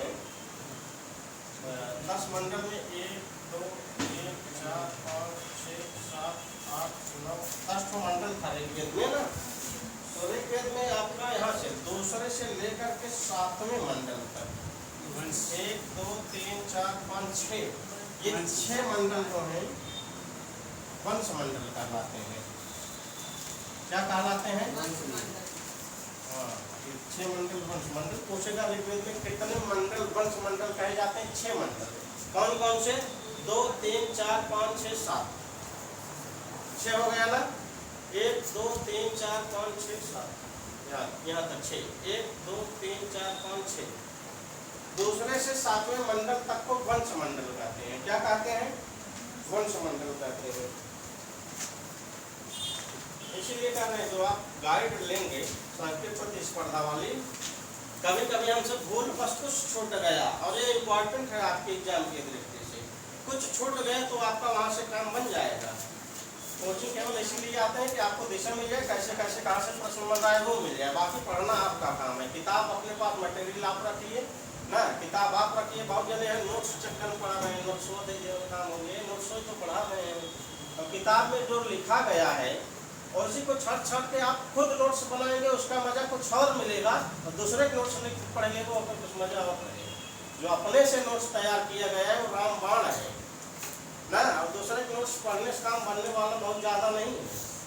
दूसरे के नोट्स तब पढ़ना चाहिए जैसे हमारे पास अब टाइम नहीं बचा है, तत्काल में एग्जाम है, केवल नोट्स मिल के पढ़ ले के जान कुछ काम हो जाए। और अपने मन से जो छाट छाट के बनाया गया नोट्स है, केवल लिखते टाइम ही आपके दिमाग में घुसता चला जाएगा। दोबारा खाली पढ़ाई कराए बस, आपको अपने आप याद हो जाएगा। चलिए हम लोग अब पढ़ने चल रहे हैं ब्राह्मण ग्रंथ। बोलिए प्लीज। ये जो मंडल का नाम ऋषि के नाम लिखे वही लिखते हैं। हाँ, जहाँ 10 मंडल का ऋषियों का नाम लिखे हैं वहाँ ऐसे दूसरे से 7वें तक ऐसे मार दीजिए, फिर वहाँ लिख दीजिए 6 मंडल वंश मंडल कहे जाते हैं। पूछने का ऋग्वेद में किस मंडल से किस मंडल तक वंश मंडल है? 107वें तक। ऋग्वेद में कितने मंडल वंश मंडल कहे गए हैं? 6 मंडल कहे गए हैं। अब आ जाइए हम लोग ब्राह्मण ग्रंथ देखते हैं। ऋग्वेद के ब्राह्मण ग्रंथ और ऋग्वेद के 2 ब्राह्मण ग्रंथ उपलब्ध होता है। कितने? 2। आपका एक पहला हो जाएगा ऐतरेय ब्राह्मण और दूसरा हो जाएगा सांख्यायन ब्राह्मण ना। और इसी सांख्यायन ब्राह्मण को क्या कहेंगे? ऐसे यहाँ लिख लीजिए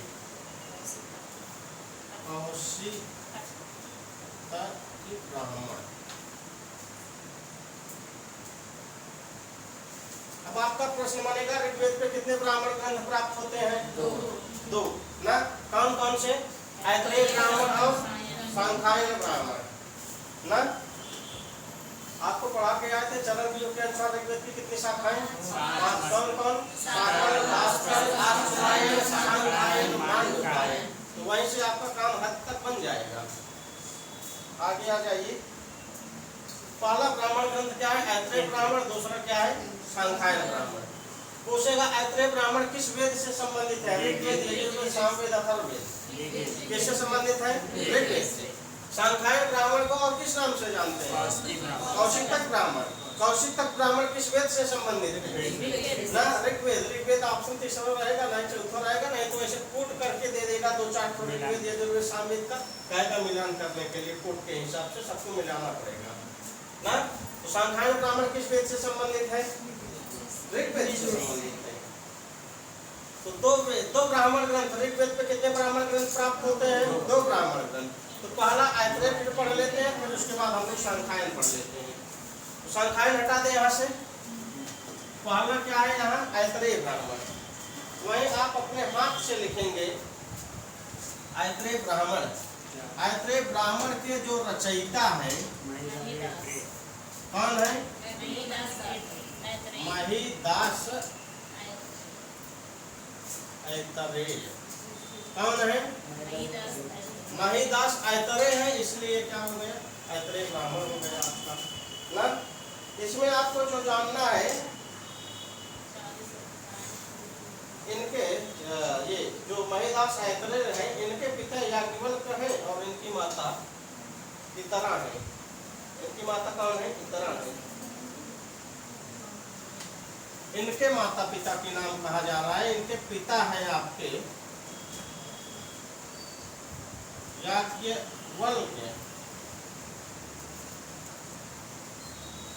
और इनकी माता है इतरा। इनकी माता का क्या नाम है? इतरा ना। ये वाला प्रश्न पूछा जा चुका है। ऐतरेय ब्राह्मण के रचयिता कौन है? महिदास ऐतरेय है। ऐतरेय ब्राह्मण में आपको ये जो ऐतरेय ब्राह्मण है, इसमें आपको मिलेगा 40 अध्याय 8 पंचिका। 40 अध्याय 8 पंचिका।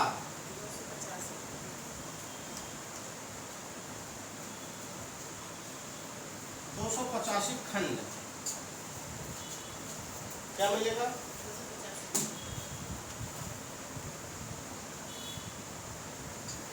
पूछेगा ऐतरेय ब्राह्मण में कितने अध्याय हैं? कितने अध्याय हैं? 40 अध्याय। कितने पंचिकाएं हैं? 8 पंच ना। मतलब एक पंचिका में कितने अध्याय बन रहे हैं? 5। 8 पंच 40 अध्याय। और कितने खंड हैं? 285 खंड हैं। यहाँ आपको एक चीज बहुत इंपॉर्टेंट है जो लिखना है। 8 ये है ना, 8 पंचिका है। तो आपको यहाँ लिखना है एक पॉइंट है, ऐसे एरो बना के आप लिख सकते हैं। सप्तम पंचिका,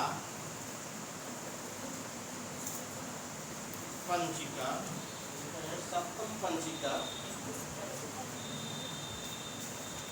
सप्तम पंचिका के 3 अध्याय। 3 अध्याय। 3 अध्याय में आपका आएगा यहाँ 31, 32, 33 ना। इसमें आपका लिखा गया है सुप्रसिद्ध सुना शेप आख्यान वर्णित है। क्या 35 अध्याय में क्या लिखा गया है? सुना शेप, जिसको हम आजकल कहते हैं हरिश्चंद्र उपाख्यान, हरिश्चंद्र उपाख्यान वर्णित है।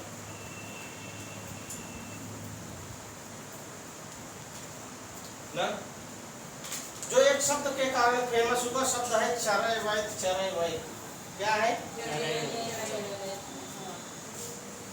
लिखा है चरैवैत और चरैवैत।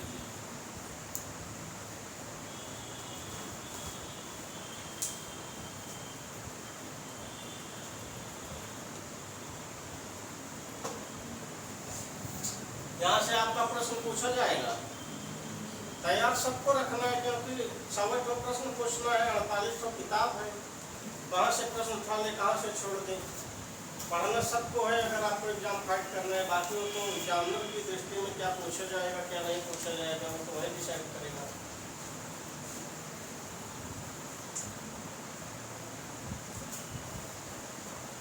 हो गया सबका?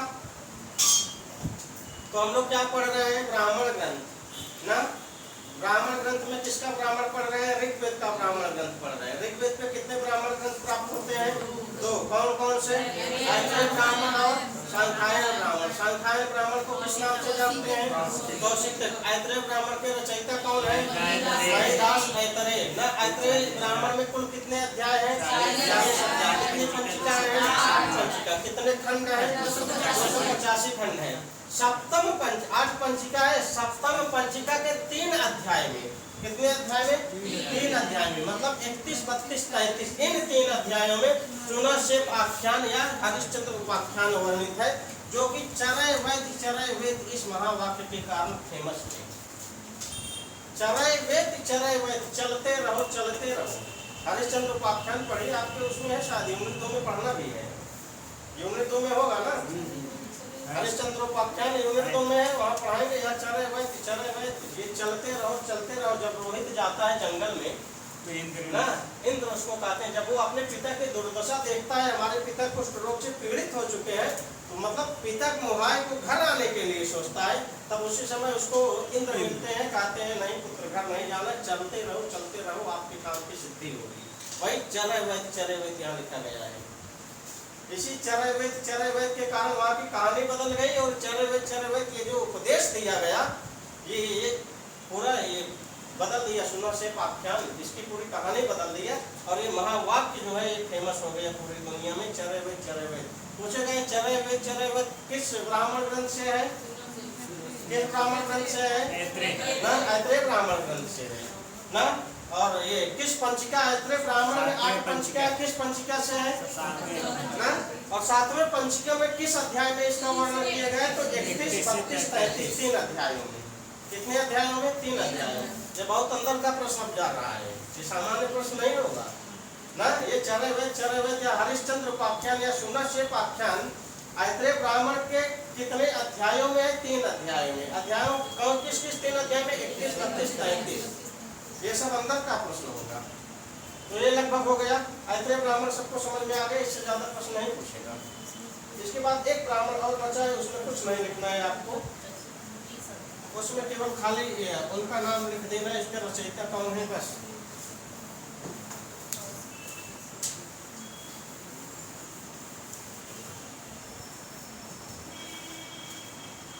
ऐत्रेय ब्राह्मण में जो लिखा गया है ये सांख्यायन ब्राह्मण। दूसरा ब्राह्मण कौन था? सांख्यायन ब्राह्मण।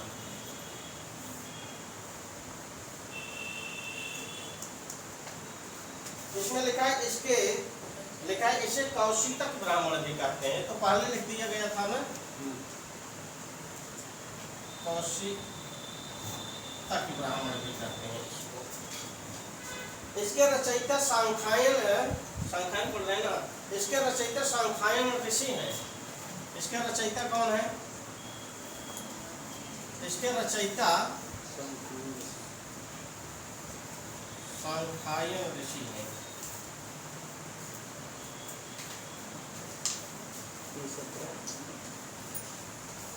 और ये सांख्यायन ऋषि जो है ये कौशितक के शिष्य हैं। किसके शिष्य हैं? ये सांख्यायन ऋषि शिष्य हैं। कौन शिष्य है? सांख्यायन ऋषि शिष्य हैं। किसके? कौशितक ऋषि के शिष्य हैं। इसीलिए अपने नाम के सामने अपने गुरु का भी नाम जोड़ देते हैं ना, इसीलिए इसे कौशितक ब्राह्मण भी कहते हैं। सांख्यायन जो है ये शिष्य हैं किसके? कौशितक के।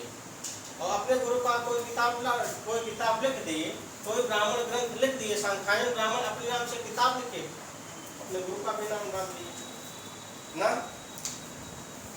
बाकी और कुछ नहीं है लिखा है। इसमें कुल 30 अध्याय हैं। सांख्यायन ब्राह्मण में अध्यायों की संख्या कितनी है? 30। कितने अध्याय हैं? 30 अध्याय हैं। बन गया सबसे? बस बाकी कुछ नहीं। यहाँ एक पॉइंट, जो ब्राह्मण ग्रंथ था, हम लोग ऋग्वेद के ब्राह्मण ग्रंथ पढ़ चुके हैं। अब जब यजुर्वेद का सामान्य परिचय पढ़ेंगे उसी समय इसका ब्राह्मण ग्रंथ पढ़ लेंगे। अब आरण्यक में कुछ नहीं है, केवल 2 ठो आरण्यक प्राप्त होता है। जो ब्राह्मण ग्रंथ प्राप्त होता है सेम वही आरण्यक ग्रंथ प्राप्त होता है। बस वही लिख देना है आपको। हटा दें इसको। यहाँ जो ब्राह्मण ग्रंथ हम लोग लिखे हैं, यहाँ अगर लिख दें ऋग्वेद के आरण्यक ग्रंथ ना, ऋग्वेदीय आरण्यक ग्रंथ, ऋग्वेद के 2 ठो आरण्यक ग्रंथ प्राप्त होते हैं। जो अभी हम लोग ब्राह्मण पढ़ते आए हैं वही जो आरण्यक है ना। पहला है आपका ऐतरेय आरण्यक, दूसरा क्या है? सांख्यायन आरण्यक। बस इतना ही पूछेगा। ऐतरेय आरण्यक किस वेद से संबंधित है? ना, ऋग्वेद से। सांख्यायन आरण्यक किस वेद से संबंधित है? ऋग्वेद से। इतना ही पूछेगा आपका, इससे ज्यादा कुछ नहीं पूछेगा। 2 ठो उपनिषद लिख लीजिए इसके। ऋग्वेद के उपनिषद, ऋग्वेद के 2 ठो उपनिषद प्राप्त होते हैं। ऐतरेयोपनिषद, कौशितक उपनिषद। देखिए सब वही मिल रहा है। ऐतरेयोपनिषद, कौशितक उपनिषद,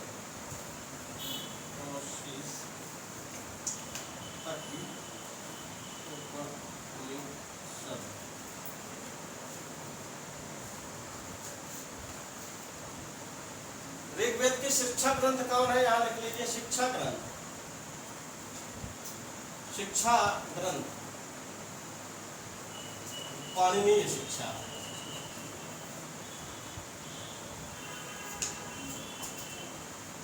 ऋग्वेद के शिक्षा ग्रंथ कौन कौन है? पाणिनीय शिक्षा।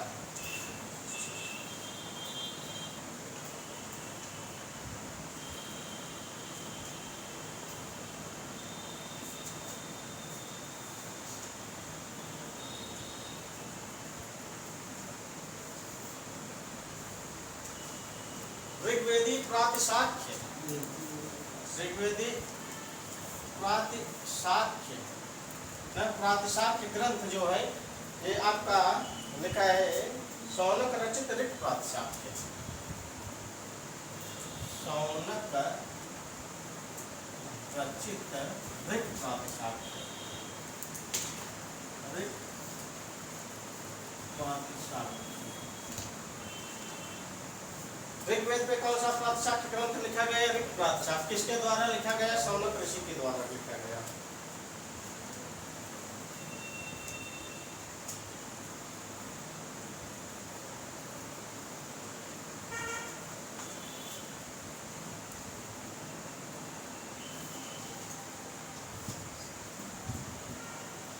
दो तीन लाइन और लिख लीजिए, बस काम हो जाएगा आपका।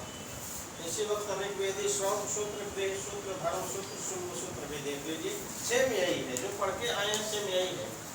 हटाएं इसको। यहीं से कुछ प्रश्न बनेगा आपका।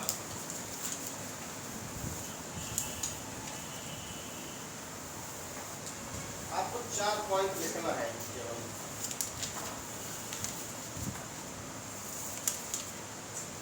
ऋग्वेदीय श्रावोक्त सूत्र धर्म सूत्र धर्म सूत्र सूत्र धर्म सूत्र शुल्क सूत्र, ये सब प्रश्न बनेंगे आपके एग्जाम में ना। ऋग्वेदी ऋग्वेदी ऋग्वेदी जो जो लिखा है वही लिख ले। आश्वायन संख्यायन आश्वायन संख्यायन, यहाँ आपको सब सूत्र में लिखना है आश्वायन संख्यायन। क्या लिखना है? आश्वलायन और दूसरा लिखना है संख्यायन। वे सूत्र में आपको लिखना है आश्वलायन संख्यायन। यहाँ भी क्या लिखना है? आश्वलायन और यहाँ क्या लिखना है? संख्यायन। और इसी संख्यायन को क्या कहते हैं? कौशिक तक ना। धर्म सूत्र में लिखा है वशिष्ठ और विष्णु। वशिष्ठ और विष्णु। और इस शुल्क सूत्र ऋग्वेद में प्राप्त नहीं होता है। शुल्क सूत्र केवल और केवल यजुर्वेद में प्राप्त होता है। किससे? हाँ, यहाँ ऐसे आप चाहे कट कर दीजिए चाहे लिख लीजिए केवल यजुर्वेद पर प्राप्त होता है, बाकी और किसी पे नहीं प्राप्त होता, किसी वेद पे नहीं प्राप्त होता।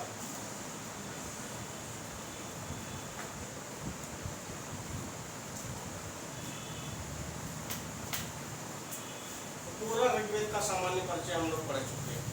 अब बचा है वही ऋग्वेद की सूक्तियां, सूक्त पढ़ना है। अग्नि सूक्त, वरुण सूक्त, इंद्र सूक्त, ये सब आपके क्या हो जाएंगे? सब विशिष्ट अध्ययन में जाएंगे। यूनिट 2 में ये सब पढ़ना है आपका। पूरा ऋग्वेद का सामान्य परिचय हो गया। कुछ बचा नहीं सामान्य परिचय में? किसी को लग रहा है कुछ बचा है? कुछ बचा है तो अगर किसी की दृष्टि में बता दीजिए। हो गया सबसे एक बार 5 मिनट में पूरा रिवीजन कराएंगे आप लोग। जितना आज पढ़ेगा ऋग्वेद का सामान्य परिचय से लेकर के यहाँ तक। सबसे पहले हम लोगों ने क्या पढ़ा? सबसे पहले हम लोग क्या पढ़े? ऋग्वेद का सामान्य परिचय ना। ऋग्वेद के सामान्य परिचय में हम लोग क्या पढ़े? ऋषि उसी जहाँ पढ़े थे। ऋग्वेद का ऋषि कौन है? पहले। ऋग्वेद का ऋत्विक कौन है? ऋग्वेद का उपवेद क्या है? आयुर्वेद। ऋग्वेद का अपर नाम क्या क्या है? गोत्रिवेद। ऋग्वेद का विभाजन कितने भागों में किया गया? 2। अष्टक क्रम में कितने अध्याय हैं? 8 अष्टक 64 अध्याय 2024 वर्ष 2006 आपको याद रखना है ना। मंडल क्रम में क्या है? 10 मंडल 85 अनुवाद 1028 सूत्र ना। उसी में 1017 प्लस 11 तब 1028 होगा। बाकी सूत्रों की संख्या कितनी है? 11 है। इसके बाद आपका उत्पत्ति देवता ऋग्वेद के कौन है? ऋग्वेद का प्रमुख देवता कौन है? ऋग्वेद में कुल देवताओं की संख्या कितनी है? ऋग्वेद के पद पाठकर्ता कौन है? रावण और भगवान। ऋग्वेद का प्रतिपाद्य विषय क्या है? ना एक चीज आपको भूल गया लिखवाना, उसको भी लिख लीजिए इसमें। अष्टम मंडल के 49वें सूक्त से लेकर के 59वें सूक्त तक 11 खिल सूक्त के नाम से जाते हैं।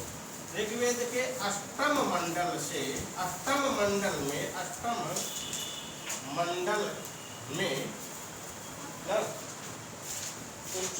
से 59वें 59वें से 59वें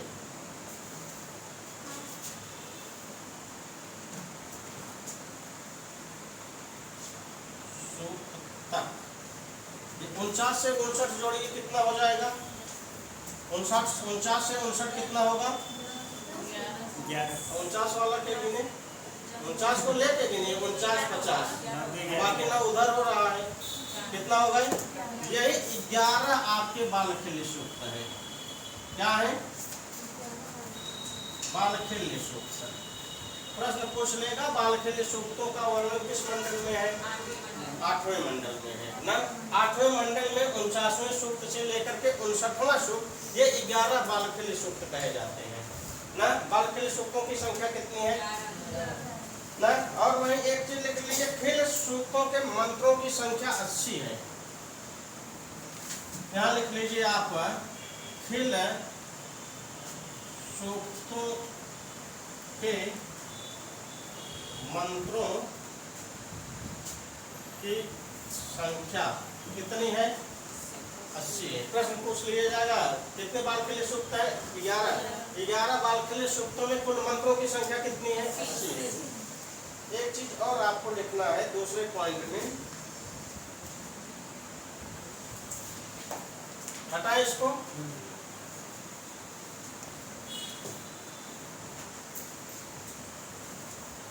एक चीज और लिखना है, प्रथम मंडल के 164वें सूक्त में, प्रथम मंडल के 164वें सूक्त में 52 ऋचाएं प्रहेलिका के रूप में दी गई हैं। 52 ऋचाएं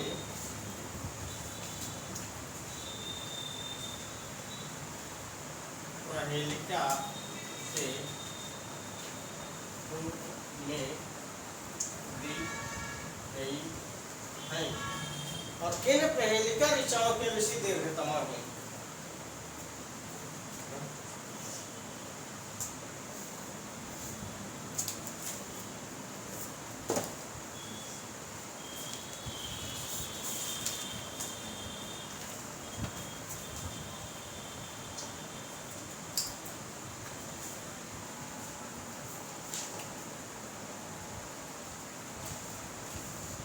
प्रहेलिका ऋचाओं के ऋषि कौन है? लिखा है दीर्घतमा, यहाँ लिखा है ना। प्रहेलिका ऋचाओं के ऋषि दीर्घतमा है। कौन है? दीर्घतमा।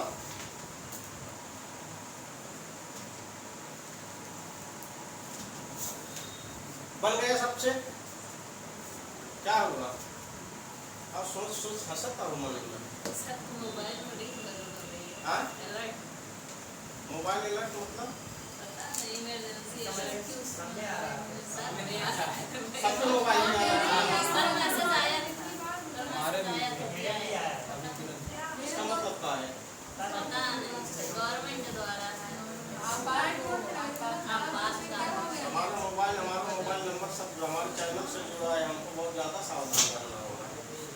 क्या लिखा है? प्रथम मंडल के 164वें सूक्त में 52 ऋचाएं प्रहेलिका के रूप में दी गई हैं और इन 52 ऋचाएं जो प्रहेलिका के रूप में दी गई हैं, इनके ऋषि कौन है? दीर्घतमा है। बाकी आपका छोटा ऋग्वैदिक 7 प्रमुख छंद है। ऋग्वैदिक 7 छंद प्रमुख है न। 7 छंदों में गायत्री, उष्णिक, अनुष्टुप, प्रीति, पंक्ति, क्लिष्टुप, जगति। तो गायत्री छंद में कितने वर्ण होते हैं?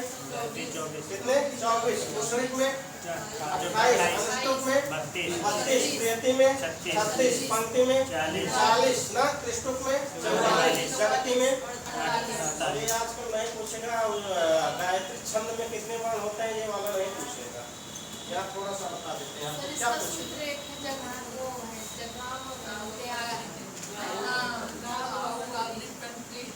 वो सूत्र किसी का नहीं है, वो पहले अच्छा सब सूत्र बनेंगे। पहले अच्छा सूत्र सब बनेगा, सब बनने नंबर पर ना। पहले अक्षर जोड़ दीजिए, सबका सूत्र बन गया। कोई ऐसा ट्रिक बताइए कि पहले अक्षर न रहे तब वो सही हो जाए सबके, उसको सूत्र कहते हैं। बाकी पहले अक्षर सब जोड़ लिए तो सबका सूत्र बन जाएगा। आपको देखना है यहाँ जो आपके प्रश्न पूछेगा, गायत्री छंद हम लोग जब पढ़ेंगे, कौन सा छंद पढ़ेंगे? गायत्री छंद में कुल कितने होते हैं? 24 वर्ण होते हैं ना। लेकिन जो आपका प्रश्न बनेगा निश्चित गायत्री ना, इच्छा है निश्चित गायत्री, और यहाँ हो जाएगा गायत्री ना, यहाँ हो जाएगा विराट गायत्री और यहाँ हो जाएगा स्वराट गायत्री। यही पूछा जाएगा आपका। निश्चित में एक कम कर देंगे 23 हो जाएगा और विराट में 2 कम कर देंगे 22 हो जाएगा। घोरिक में 1 ज्यादा कर देंगे 25 हो जाएगा। स्वराट में 2 ज्यादा कर देंगे 26 हो जाएगा। ये सीधा सीधा वाला पूछने वाला सिस्टम समाप्त हो गया। पूछेगा निश्चित गायत्री छंद में कितने वर्ण होते हैं? 23। विराट गायत्री छंद में कितने वर्ण होते हैं? 22। घोरिक गायत्री छंद में कितने वर्ण होते हैं? 25। स्वराट में कितने होते हैं? 26। बन गया। द्विपदा गायत्री में कितने छंद होते हैं और कितने वर्ण होते हैं? ये जो है 8 3 24 ना, ऐसे 8 2 16 16 हो जाएंगे। द्विपदा, ये त्रिपदा गायत्री है जो ये लिखी गई है, ये त्रिपदा गायत्री है। द्विपदा में कितना हो जाएगा? 16 अक्षर हो जाएंगे। और एक वैदिक कितने छंद प्रमुख माने गए हैं? 7 ना। और यहाँ एक चीज और लिख लीजिए, छंद शास्त्र के प्रणेता। छंद शास्त्र के प्रणेता कौन है? छंद शास्त्र के प्रणेता कौन है? पिंगल। समाप्त हो गई। छंद शास्त्र के प्रणेता कौन है? पिंगल। अब इससे ज्यादा सामान्य परिचय में कुछ नहीं पूछेगा। इससे ज्यादा पूछा तो वो कहा जाएगा आपका विशिष्ट अध्ययन में जाएगा। पूरा ऋग्वेद हम लोग सामान्य परिचय पढ़ चुके हैं, उसका ब्राह्मण और आरण्यक ग्रंथ सहित पढ़ चुके हैं ना।